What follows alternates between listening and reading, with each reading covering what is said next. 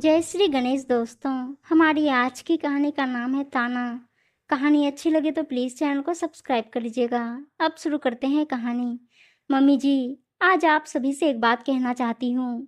इस घर के खर्चे अब दिनों दिन ज़्यादा ही बढ़ते जा रहे हैं। महीने का राशन जब आता है, यह और भैया बराबर बराबर देते हैं, पर फिर भी बीच में अगर कुछ घर जाता है तो उसकी जिम्मेदारी उनके ही हिस्से क्यों आती है। मानती हूँ भैया की आमदनी कम है, पर इसका मतलब तो यह नहीं कि यह पैसों के पहाड़ पर बैठे हैं। नूतन ने अपनी सास कमला जी से कहा, कमला जी, यह तुम्हें अचानक क्या हो गया नूतन? दो तो भाई हैं, दोनों मिलकर घर चलाते हैं, इसमें कम ज़्यादा कहाँ से आ रहा है? कभी उसने ज़्यादा दिया तो कभी उसने। इससे मन में ऐसे विचार क्यों ला रही हो? धीरे धीरे यही विचार नफरत की दीवार बना देती है रिश्तों में। तब तक कमला जी की बड़ी बहू अंकिता रसोई से आकर कहती है, ऐसा क्या खर्च बढ़ गया नूतन, जो सुबह सुबह शुरू हो गई? नूतन, बर्ताव तो ऐसे कर रही हो दीदी जैसे आपको कुछ पता ही नहीं। अब भैया के बढ़ते कोलेस्ट्रॉल की वजह से उनके खाने पीने की चीज़ों में इजाफा हुआ है, तो उसका हिसाब एक साथ करके आधा हम क्यों दें? अरे जो चीज़ हम खाएंगे ही नहीं, उसका आधा हम क्यों दें? उसका हिसाब अपना देख लेना। और हाँ, महीने की शुरुआत में लिस्ट बनेगी, उसमें वही चीज़ शामिल होंगी जो सब खाते हैं। कमला जी, कैसी बातें कर रही हो नूतन? घर के किसी एक सदस्य को अगर कोई बीमारी हो गई है तो उसका खाना अलग ही होगा ना। ऐसे में उसके लिए कलेश क्यों करना? यह किस तरह की सोच है तुम्हारी नूतन? हाँ, यही सोच है मेरी। कोई अगर कम कमाता है तो उसकी भरपाई हम क्यों करें? आखिर मेरा पति भी मेहनत करके ही कमाता है, कोई बैठे बैठे पैसे तो उन्हें मिल नहीं रहे। अगर मेरी बात पर किसी को आपत्ति है तो हम अपना चूल्हा ही अलग कर लेते हैं। इससे रोज रोज की किचकिच से आज़ादी भी मिलेगी और हमारे भी कुछ पैसे बचेंगे। कमला जी, क्या कहा तुमने? चूल्हा अलग करना है? क्या समर भी यही चाहता है नूतन? तो आपको क्या लगता है वह अंधे हैं, उन्हें कुछ दिखता नहीं? उन्हें भी साफ दिख रहा है कि उनका परिवार कैसे उन पर अत्याचार कर रहा है। अंकिता, अच्छा ठीक है, जब तुम दोनों ऐसा ही चाहते हो तो ऐसा ही सही। मम्मी जी, अब आप और कुछ मत कहिए, इसी में सबकी भलाई है। खामखा बहस से बात बढ़ेगी और रिश्तों में कड़वाहट होगी। ठीक है नूतन, तुम लोग जैसा चाहते हो वैसा ही होगा। इसके बाद सब कुछ अलग हो गया। एक ही रसोई में दो चूल्हे लग गए और दोनों अपना अपना परिवार चलाने लगे। समय बीतता गया।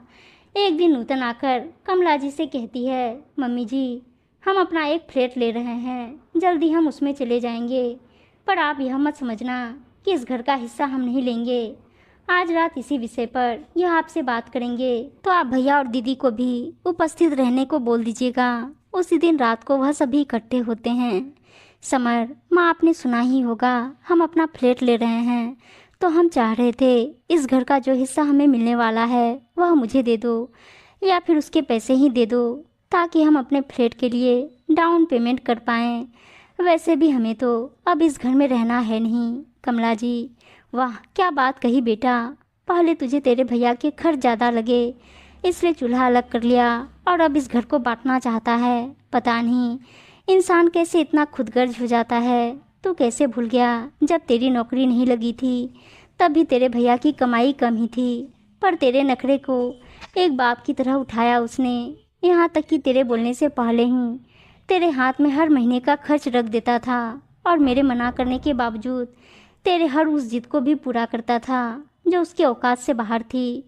नूतन को आए हुए इस घर में कुछ ही साल हुए हैं, उसे तो इन सब का पता नहीं, पर तू तो यह सब जानता है ना समर। अच्छा, तो वह सब इसी दिन के लिए था।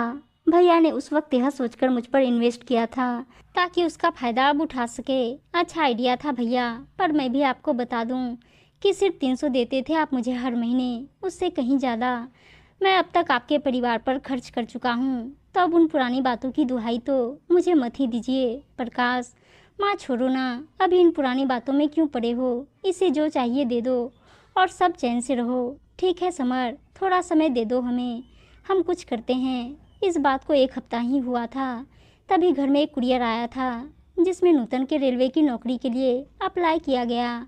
परीक्षा का एडमिट कार्ड था। नूतन बड़ी खुश हुई। फिर अगले दिन एक और परीक्षा का एडमिट कार्ड आ गया।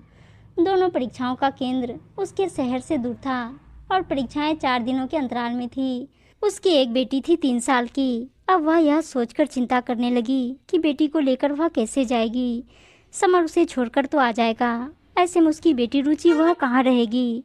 अब जब घर में भी सब अलग हो गया है तो वह क्या करे। यह बात अंकिता को पता चल गई। उसने तुरंत नूतन से कहा, तुम जाओ, रुचि की चिंता मत करो, वह मेरी भी बेटी है। हमारे बीच जो दीवार बन गई है वह हमारे बच्चों को नहीं दिखनी चाहिए।